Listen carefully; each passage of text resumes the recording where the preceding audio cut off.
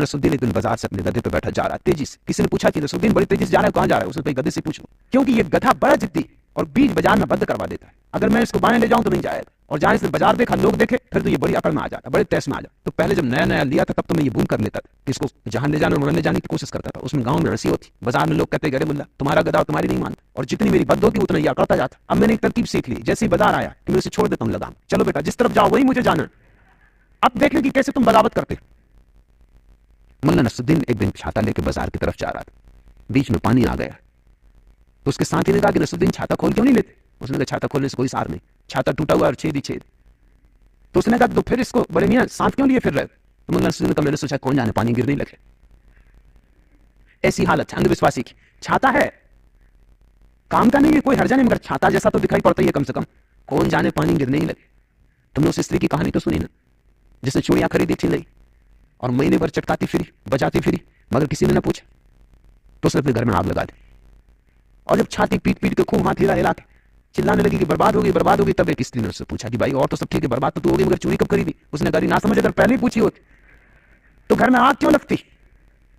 मुल्ला नसरुद्दीन चला जा रहा था, रास्ते से नुमाइश भरी थी, भीड़ भाड़ थी, पहने चूड़ीदार पजामा, अचकन और गांधीवादी टोपी, और बिल्कुल पहुंचा हुआ भगत मालूम हो रहा। एक सुंदर सी स्त्री दिखाई पड़ गई, बूढ़ा हो गया और कहता है जगत इत्यादि सब माया है, मगर जब एक सुंदर स्त्री दिखाई पड़ जाए तो ऐसे सिद्धांतों की बातों में कौन पड़ता है। एक धक्का दे लेने का मन हो ही गया, मन ही तो है, धक्का दे दिया। उस स्त्री की चोट पे देखा, उम्र होगी कम से कम उसके पिता के बराबर मुल्ला नसरुद्दीन की। कहा कि शर्म नहीं आती, बाल सफेद हो गए। मुल्ला नसरुद्दीन ने कहा कि भाई बाल तो सफेद हो गए मगर दिल अभी भी काला, और धक्का बालों ने थोड़ी मारा, धक्का तो दिल ने मारा।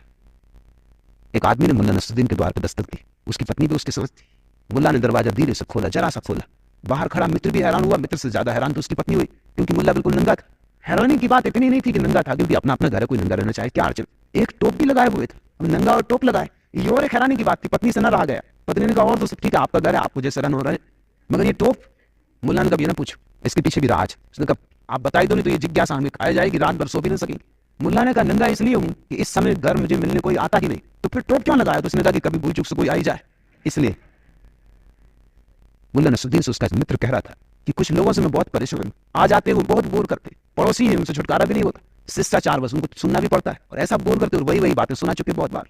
तुम्हें मैंने कभी किसी से परेशान नहीं होते देखा, राज क्या है? मुल्ला ने कहा इसका एक राज, मैं हमेशा अपनी टेबल के पास एक छड़ी और अपनी टोपी रखता हूँ। छड़ी और टोपी से क्या होगा? उस आदमी ने पूछा। रखे रहो छड़ी टोपी, जिसको सताना वो सताएगा। उसने कहा इतना आसान नहीं, जैसे मैं किसी आदमी को आते देखता हूँ जल्दी से टोपी लगा के छड़ी उठा लेता हूँ। उस आदमी ने पूछा मैं फिर भी नहीं समझा, इससे होगा क्या? टोपी लगा के छड़ी भी उठा लोगे? उसने कहा तुम समझे नहीं, बात सीधी साफ, इसके पीछे गणित, इसके पीछे चाल, इसके पीछे कूटनीति। वो आदमी पूछता है कहीं जा रहे हैं, कहीं से आ रहे हैं? कोई छड़ी और टोपी लगाए बैठा है, खड़ा है, कहीं से आ रहे हैं, कहीं से जा रहे हैं? तो मुल्ला कहता है कि अगर देखता हूँ कि आदमी काम का है तो कहता हूँ बाहर से आ रहा हूँ, बैठिए बिराजी। और देखा कि आदमी बेकार में बोर करेगा तो कहता हूँ बाहर जा रहा हूँ, नमस्कार। मुल्ला नसरुद्दीन की पत्नी कई दिनों से बीमार चल रही थी, डॉक्टर इलाज कर करके थक गए थे। सबसे बड़े डॉक्टर को बुलाया, उसने कहा कि मैं दुखी हूं नसरुद्दीन, कुछ किया नहीं जा सकता है, बीमारी संघातक, पत्नी तुम्हारी अब दिन दो दिन बच जाए तो बहुत, मैं अत्यंत दुखी हूं, कुछ किया नहीं जा सकता। नसरुद्दीन ने उसकी पीठ ठोकी और कहा कि नहीं नहीं, छी छी, आप दुखी न हो, अरे जब 30 साल सह लिया तो 2 दिन और सह लेंगे। मुल्ला नसरुद्दीन अपने 5वीं मंजिल पर खड़ा था, वहां से पान की पिचकारी चला थी, थूक दिया नीचे किसी भले आदमी के सिर पर, उसकी पीक पड़ी। उस भले आदमी ने ऊपर देख के चिल्लाया कि मुल्ला आप नीचे देखकर नहीं थूकते। मुल्ला बोला आप ऊपर देखकर क्यों नहीं चलते? मुल्ला नसरुद्दीन अपने जवान बेटे के साथ बरसात के दिन एक नाले को पार करता था, एकदम छलांग लगा गया। बुढ़ा छलांग मार के उस तक पहुंच गया। बेटे ने भी देखा कि बाप छलांग मार गया, तो इज्जत की बात थी, जवान होकर वो छलांग न मारे। उसने भी छलांग मारी मगर बीच नाले में गिरा। उसको उसने पूछा कि मेरे को समझ में नहीं आता, आप बूढ़े हो गए और छलांग मार गए। नसरुद्दीन हंसने लगा, उसने कहा इसका राज। उसने खीसा बजा के कलदार खनखनाए। बेटे ने कहा मेरे को समझाने, उसने कहा बस पैसा पास में हो तो आदमी में गर्मी होती, जवानी होती, सब होता, तेरी जेब खाली, गिरे बीच में, मैं तो गिर ही नहीं सकता बीच में क्योंकि नोट रुपए भीग जाए। मुल्ला नसरुद्दीन एक दिन डॉक्टर के घर गए। डॉक्टर ने कहा कि देखो नसरुद्दीन, तुम्हें अपनी जीवनचर्या बदलनी होगी, भोजन में ये चीजें छोड़ दो, और शराब एक बार से ज्यादा सप्ताह में नहीं पीना, और सिगरेट बस 2 सिगरेट रोज, इससे ज्यादा नहीं। नसरुद्दीन 3 सप्ताह के बाद आया, जैसा कि डॉक्टर ने कहा था, मैंने उसकी हालत और भी खराब थी। पहले तो खुद ही चलता हुआ आया था, उसके दोनों बेटे उसको हाथ का सहारा देके लाए। डॉक्टर ने कहा तुम्हारी हालत तो नसरुद्दीन और भी खराब होगी, मालूम होता तुमने मेरी सलाह नहीं मानी। तुम्हारी सलाह मानने का परिणाम, शराब तो ठीक किसी तरह मैं पी गया, मगर वो 2 सिगरेट रोज मेरी जान ले रही। मैंने कभी जिंदगी में सिगरेट पी नहीं। मैंने सुना कि मुल्ला नसरुद्दीन लौट रहा था यात्रा से, हज करके लौट रहा था, जहाज डूबने लगा, पानी का जहाज, पुरानी जमाने की कहानी, बड़ी मुश्किल हो गई, ऐसा तूफान कि सारे लोग बस आखिरी नमाज करने बैठ गए। मुल्ला ने भी आखिरी नमाज की, अब सब जा ही रहा था, तो उसने कहा कि हे प्रभु अगर बचा ले तो सब दे दूंगा, मैंने वो जो 9 लाख की अटारी बनवाई है वो भी दे दूंगा। और लोग भी चौंके सुन के, क्योंकि वो 9 लाख की अटारी तो मुल्ला दीवाना था उसके पीछे, वो दे देगा, उसको दान कर देगा, ये किसी को भरोसा ना आया। लेकिन अब ऐसी कठिन क्षण में परमात्मा को भी लालच लोग देना पड़ता है। खुशामद यहीं थोड़ी चलती, लोग सोचते वहां भी चलती। कोई रिश्वत यहीं थोड़ी चलती, लोग सोचते हैं वहां भी चलती। तो उसने सारा दांव लगा दिया। उसने कहा कि 9 लाख की अटारी देखते हो, जिंदगी लगा दी इसको बनाने, दान कर दूंगा, गरीबों में बांट दूंगा। संयोग की बात, नाव बच गई। अब मुल्ला परेशान हुआ। लोग भी कहने लगे मुल्ला सबने सुन लिया है और हज करके आ रहा है, कुछ ख्याल करना। अब मुल्ला बड़ी मुश्किल में। मन में तो होने लगा कि नाव डूब ही जाती तो अच्छा था। ये कहा कि झंझट वो ले ली, मगर कहा कि ठीक है, दफा किनारे पे पहुंच जाए, फिर देखेंगे। किनारे पे पहुंच के वो टाला टूम करने लगा कि अब करेंगे तब करेंगे। खोजबीन में रहा कि कोई तरकीब निकालने। आखिर सारे गांव ने इकट्ठा होकर कहा कि भाई ये बात जाती कि घरों को भी ईर्ष्या तो हो ही रही थी। वो 9 लाख की अटारी देख के सभी की छाती जली जा रही थी। ऐसा मौका कोई छोड़ना भी नहीं चाहता था कि अब इसकी ठीक से लानत मलामत करो, या तो दान करो इसको, या स्वीकार करो कि तुम अपराधी हो, परमात्मा को कहते हो, मुकर रहे हो। मगर मुल्ला भी एक होशियार, उसने कहा कि दान करेंगे। कल सुबह अटारी नीलाम करते और जो पैसा आया गरीबों में बांट देंगे। दूसरे दिन अटारी नीलाम हुई, मगर एक बड़ी हैरानी हुई। सारे गांव के लोग इकट्ठे हो गए देखने इसको। दूर दूर से लोग खरीदने वाले आए। मुल्ला ने कहा कि ये रही अटारी, और अटारी के सामने बांध दी बिल्ली। लोग पूछे बिल्ली किस वजह से? दोनों साथ ही बिकेंगे। बिल्ली के दाम 9 लाख रुपया और अटारी का दाम 1 रुपया। लोग उनका हद कर रहे हैं, बिल्ली का दाम 9 लाख रुपए, 9 लाख की अटारी है, तुमसे बोल रहे? उसने कहा भूल कुछ नहीं, जो मैं कर रहा हूँ ये दोनों साथ जिसको खरीदना वो खरीद ले। 9 लाख की बिल्ली है, 1 रुपए की अटारी। लोगों ने सोचा हमें क्या मतलब कि बिल्ली में दाम लगे कि अटारी में 9 लाख की अटारी मिलती है और 1 रुपए की बिल्ली चलेगी। लोगों ने तो ये सोचा हमें क्या लेना देना। खरीदारों ने खरीद ली, मगर गाँव बड़ा हैरान था कि मामला क्या है। जब सब खरीद लिए 9 लाख, तो मुल्ला ने अपनी जेब में रखे और 1 रुपया दान कर दिए। देखते हो चालबाजी, आदमी की बेईमानी है। परमात्मा को भी मौका आ जाए तो धोखा देने में वो छोड़ेगा नहीं। परमात्मा भी रह गया होगा सिर पीट के, उसने भी सोचा होगा वाह। मुल्ला नसरुद्दीन ने अपने मनोचिकित्सक को कहा कि मेरे बच्चे में कुछ गड़बड़, कुछ ठीक करना पड़ेगा, आप कुछ फिक्र करें। चिकित्सक ने पूछा क्या गड़बड़ है, क्या तकलीफ? उसने कहा कि वो दिन भर अपनी गुड़िया को ही लिए रहता है। तो मनोवैज्ञानिक ने कहा बच्चा है, इसमें कुछ खराबी नहीं है, इसमें कोई रोग नहीं है, बड़ा हो जाएगा, सब ठीक हो जाएगा, खेलने दो। मुल्ला ने कहा तो ठीक, लेकिन फिर मुझे गुड़िया लेने का मौका ही नहीं मिलता। मुल्ला नसरुद्दीन के घर एक मेहमान आने को थे, बड़े धनपति, मगर एक खतरा था, मुल्ला का छोटा बेटा। क्योंकि वो जो धनपति आ रहे थे उनकी नाक बहुत बड़ी थी, इतनी बड़ी कि नाक ही नाक दिखाई पड़ती थी।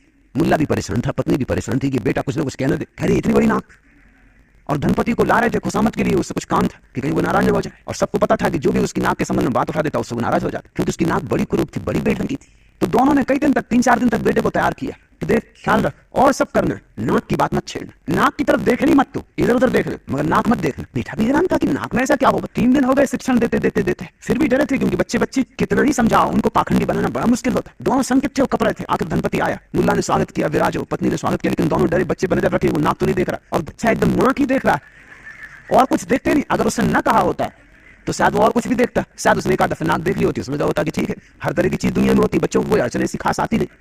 मगर वो एकदम एक टकटकी लगाए और कहीं देखे नहीं, आंख की पलक भी ना झपे। 3 दिन जिसको समझाया हो, घबराहट बढ़ती गई, मगर बेटा कुछ बोला नहीं। इतनी सांत्वना थी कि कुछ बोल नहीं रहा है, मगर घबराहट बढ़ती चली गई। पत्नी भोजन परोस रही है, मगर हाथ कपड़ा की उसकी नाक की तरफ ही देख रहा। उसे ये भी नहीं कह सकते कि नाक की तरफ मत देखो। सोच रही कि जरा जाने दो मेहमान को, इसकी कुटाई करनी पड़ेगी। 3 दिन समझाया मूल को, इसको कुछ और नहीं सूझ रहा, पलक नहीं झप रहा है, धनी को असमंजस में डाल रहा है और मुल्ला भी कुड़बुड़ा रहा है दिल्ली दिल्ली। मगर कर भी क्या सकते हो, बेटा सामने बैठा और नाक देखे चला जा रहा है। आखिर पत्नी ने किसी तरह सब निपटा जा रहा, प्रसन्न थी, चाय की प्याली लाई, आखिर चाय की प्याली धनपति को दी। मन में तो उसके वही लगा है। फिर उसने कहा कि आपकी नाक में कितनी शक्कर डालूं? नाक ही नाक, नाक ही नाक, छिपाए छिपती नहीं बात। एक गांव के गमार ने शादी की। शहरी होता तो इतनी हिम्मत नहीं रख सकता था। गांव का गमार था। पत्नी को लेकर चला वापस। घोड़ा गाड़ी थी उसके पास, घोड़ा बीच में अटक गया। उसने एक कोड़ा मारा घोड़े को और कहा कि एक। घोड़ा एकदम चल पड़ा, फिर अटका। उसने फिर उसे 2 कोड़े मारे और कहा 2। पत्नी बैठी बैठी सुन रही थी कि वो क्या रहा है। फिर तीसरी बार घोड़ा अटका, वो उतरा नीचे, निकाली उसने बंदूक और घोड़े को वहीं मार दी गोली। धड़ाम से घोड़ा नीचे गिर गया। 2 दफे चेतावनी दे दी, पर्याप्त। अब तीसरा मौका आ गया। पत्नी ने कहा ये तुमने क्या किया? उसने कहा 1। बस फिर उसके बाद 2 की नौबत नहीं आई। एक झील के किनारे मुल्ला मछली मार रहा था। झील के सामने तख्ती लगी कि मछली मारना सख्त मना, जो भी मछली मारेगा मुकदमे चलाया जाए। मगर ऐसी झीलों में तो मछलियां मिलती जहां सभी मछलियां मार रहे हो, क्या खाक मिलेगा? दिन भर बैठ रहो बंसी लटकाए, राम राम जपो, कुछ नहीं होता। ऐसी झीलों में मुल्ला बहुत मछलियां मार चुका, कभी कुछ नहीं मिलता। और शाम को जाकर मछली वाले से उसको मछली नहीं पड़ती, क्योंकि पत्नी को तो दिखानी पड़ेगा कि मार के आए, नहीं तो दिन भर बर्बाद किया। वो जाता है मछली वालों की दुकान पर, बाहर खड़े हो कहता है भाई जरा मछली फेंक देना। मछली वाला पूछता है मछली फेंक क्यों देना, ले क्यों नहीं लेते हाथ में? उसने कहा कि चाहे कुछ भी हो जाए मछली पकड़ सकूं या ना, लेकिन झूठ कभी नहीं बोलूंगा। पत्नी से जाके कहना है कि मछली पकड़ी है, तुम फेंको तो मैं पकड़ लूं, झूठ मैं नहीं बोल सकता। इधर तो मछलियां ही मछलियां थी। उसने फिक्र छोड़ दी तख्ती की। ऐसे समय में कोई तख्तियां नींबू इत्यादि की फिक्र करता है? कौन पकड़ने वाला देखा जाएगा जब जो होगा। मजे से मार रहा था मछलियां। तभी मालिक आ गया, बंदूक लिए पीछे आके खड़ा हो गया, कहा कि मेरी तरफ देखो, तख्ती देखते हो? मुल्ला ने तख्ती देखी, कहा कि देखता हूं। तो यहाँ क्या कर रहे हो? कहा मछलियों को तैरना सिखा रहा हूं। अब और क्या करो? तो कांटे में आटा क्यों लगाया? तो उसने कहा मछली बिना उसके तैरना नहीं सीखती, इसलिए कांटे में आटा लगाया, मछली फंसे फिर उसको तैरना सिखा दो। एक साहब बेहद कंजूस थे। एक दिन वे सुबह सुबह उदास सिर झुकाए बैठे थे तो उनके एक दोस्त ने पूछा, भाई क्या बात, क्यों उदास? उन्होंने उत्तर दिया, पहले 15 रुपए किलो घी मिलता था और अब 10 रुपए किलो घी हो गए। यह सुनकर दोस्त ने कहा, फिर तो तुम्हें खुश होना चाहिए, 1 किलो घी लेने पे 5 रुपए बचेंगे। उन सामने का यही तो दुख है, पहले मैं घी न खा के 15 रुपए बचाता था और अब केवल 10 रुपए बचेंगे। मुल्ला नसरुद्दीन का बेटा घर आया, उसने अपने बाप से कहा कि सुनते हो, आज मैंने 8 आने बचाए, बस में नहीं बैठा, बस के पीछे दौड़ता आया। मुल्ला ने उसको 2 चपत रसीद की, एकदम 2 चपत रसीद की कि उल्लू के पट्टे, अगर बचाना नहीं था तो टैक्सी के पीछे भागना था, 3.5 रुपए बचते, ठंडी बचा के आ गए। एक साहब एक शानदार होटल में पहुंचे और उन्होंने उम्दा कीमती खाना खाया। जब बैरा बिल आया तो उन्होंने पैसे देने से इनकार कर दिया। बैरा मैनेजर के पास पहुंचा, उसे सारी बातें बताई। मैनेजर ने आके उनकी अच्छी तरह मरम्मत की। मार खाकर वे कराते हुए दरवाजे की तरफ बढ़ रहे थे कि अचानक बैरे ने झपट कर उनके ऊपर 2 घूंसे रसीद की। मैनेजर ने बैरे को डांटा, जब मैं मार चुका हूं तो तुम्हें मारने की क्या जरूरत पड़ी? बैरे ने कहा, जी वो तो आपने अपना बिल वसूल किया, मुझे भी तो अपने टिप वसूल करनी थी। एक सर्द सुबह की बात, एक हाथी धूप ले रहा है, एक चूहा भी उसे देखने चला है। उसने चारों तरफ उसके चक्कर लगाए, फिर उसने ऊपर सिर उठा के हाथी से कहा कि भाई तुम्हारी उम्र कितनी? हाथी ने कहा, मेरी उम्र 2 साल। था तो 2 साल का ही बच्चा, लेकिन हाथी तो हाथी। चूहा कुछ सोच विचार में पड़ गया। हाथी ने पूछा कि और भाई तुम्हारी उम्र कितनी? तो चूहे ने कहा कि उम्र तो मेरी भी 2 ही साल है, मगर मेरी तबीयत जरा ठीक नहीं रहती। 2 गधे धूप में खड़े थे। एक गधा बड़ा प्रसन्न हो रहा था, दुलत्ती झाड़ रहा था और लौट रहा था। दूसरे ने पूछा कि बड़े आनंदित हो, बड़े मस्त हो, बात क्या है? सदा तुमने उदास देखा, आज बड़े आनंद मग्न हो रहे हो, बात क्या है? उसने कहा कि बस अब मजा ही मजा है, आ गई सौभाग्य की घड़ी जिसकी प्रतीक्षा थी। दूसरे गधे ने पूछा कि हुआ क्या, कुछ कहो भी, पहेली न उलझाओ और सीधी सीधी बात कहो। उसने कहा, बात यह है कि मैं जिस धोबी का गधा हूं उसकी लड़की जवान हो गई। दूसरे गधे ने कहा, लेकिन उसकी लड़की के जवान होने से तुम क्यों मस्त हो रहे हो? उसने कहा, तो सुन तो पहले पूरी बात। जब भी लड़की कुछ भूल चूक करती तो धोबी गुस्से में आ जाता और कहता कि देख, अगर तूने ठीक से काम न किया तो गधे से शादी कर दूं। अब बस दिन 2 दिन की बात है, किसी भी दिन जिस दिन लड़की ने कोई बड़ी भूल की और धोबी गुस्से में आ गया, और तुम तो जानती हो मेरे मालिक को कि कैसा गुस्से में आता है, कि जब मुझ पर गुस्से में आ जाता तो ऐसे डंडे फटकारता है कि जिस दिन भी जोश में आ गया उस दिन ये शादी हुई ही हुई है। अब सौभाग्य का दिन आ गया, मगर तुम उदास ना हो, बारात में तुम्हें भी ले चलेंगे। मुल्ला नसरुद्दीन अपने गांव के महाकंजूस सेठ के पास मस्जिद के लिए कुछ दान मांगने गए। उस सेठ ने कभी किसी को दान दिया ही नहीं था। उसकी यही ख्याति थी कि जीवन में उसने कभी किसी को दान नहीं दिया था। उस पर था बहुत, मगर वो एक से एक तरकीबें निकालता था। एक दफा कुछ लोग दान मांगने गए थे, उन्होंने कहा क्या मना था लेकिन दान मांग। तो उसने कहा, सुनो, मेरी माँ 80 साल की बूढ़ी और भूखों मर रही, मेरा भाई लंगड़ा है, दाने दाने को मोहताज, मेरी पत्नी बीमार पड़ी, दवा का भी इंतजाम नहीं। जो लोग आए थे दान मांगने वो तो बड़े हैरान हुए। उन्होंने आप इतने कष्ट में मालूम नहीं था। उसने कहा, कष्ट में मैं नहीं, मगर मेरी माँ 80 साल की है, उसकी मैं कुछ सहायता नहीं करता है। मेरा भाई लग रहा है, उसकी मैं कोई सहायता नहीं करता। मेरी पत्नी बीमार पड़ी है, खाट से लगी, उसकी मैं दवा नहीं करता। तो जब मैं अपनों की नहीं करता तो मैं दूसरों की क्यों फिक्र करूं? होंगे अनाथ, मेरे घर में काफी अनाथ। बहुत तरह से लोगों ने कोशिश की थी, लेकिन कभी उसने किसी को दान दिया नहीं। जब मुल्ला उससे दान मांगने गया और मुल्ला ने बड़ी करुण गाथा सुनाई कि मस्जिद बिल्कुल गिरी जा रही और उपासकों के ऊपर किसी दिन गिर जाएगी तो हत्या हो जाएगी और आपके रहे, तो उसने कहा, एक काम कर, मेरी एक आंख नकली और एक असली, तू बता दे कि कौन सी नकली। अगर तूने ठीक ठीक बता दिया तो मैं दान दूंगा। मुल्ला ने एक क्षण उसकी आंखें देखी और कहा, आपकी बाईं आंख नकली। सेठ बहुत चौंका। कहा, तूने जाना कैसे? उसने कहा कि जाना इसलिए कि बाईं आंख में थोड़ी दया ममता मालूम होती, ये नकली होनी चाहिए आंख, असली आंख तो बिल्कुल पत्थर की, उसमें तो कोई दया ममता का सवाल नहीं। चलती ट्रेन के स्लीपर में ऊपर वाले मुसाफिर की नींद खुली तो झुककर नीचे वाले से बोला, भाई साहब क्या बचा है? 5:05 जवाब मिला। 5:05। थोड़ी देर बाद समझने की कोशिश कर चुनने के बाद उन्होंने फिर पूछा, भाई साहब कितना बचा है? 5:10 जवाब मिला। क्या 5:05? क्या 5:10 लगा रखा है? साफ साफ बताते नहीं कि टाइम क्या है? डरते हुए ऊपर वाले मुसाफिर ने कहा। नीचे वाले ने अपनी घड़ी दिखाते हुए सफाई दी, भाई साहब जब छोटा कांटा है ही नहीं तो आप ही बताओ, मैं क्या बताऊं? 5:05, 5:10। एक ट्रेन में 2 यात्री साथ बैठे। एक ने पूछा दूसरे से विवाहित जीवन के बारे में, तुम्हें मेरे विचार मालूम? दूसरे यात्री ने कहा, क्या तुम विवाहित हो? पहला यात्री, हाँ। तो दूसरे ने कहा, तो फिर मालूम। मुल्ला नसरुद्दीन की पत्नी उससे पूछ रही थी, क्या तुमने कभी सोचा मुल्ला कि यदि मेरी शादी किसी और से हो जाती तो कितना अच्छा होता? मुल्ला ने उत्तर दिया, नहीं, मैं किसी व्यक्ति का बुरा क्यों चाहने लगा। मुल्ला नसरुद्दीन के बेटे की शादी होने वाली थी। मुल्ला ने उसे एकांत में बुलाया और कहा कि 2 बातें सदा ख्याल रखना, जीवन के अनुभव से कह रहा हूं। अब तू विवाह कर रहा है इसलिए सार निचोड़ तुझे समझा देता हूं। पहली बात, पत्नी को कोई भी वचन दे सदा पूरा करना। फिर मुल्ला कुछ झिझका। बेटे ने पूछा और दूसरी बात? मुल्ला ने कहा, तब कहनी पड़ेगी और भूल के भी पत्नी को कोई वचन मत दे।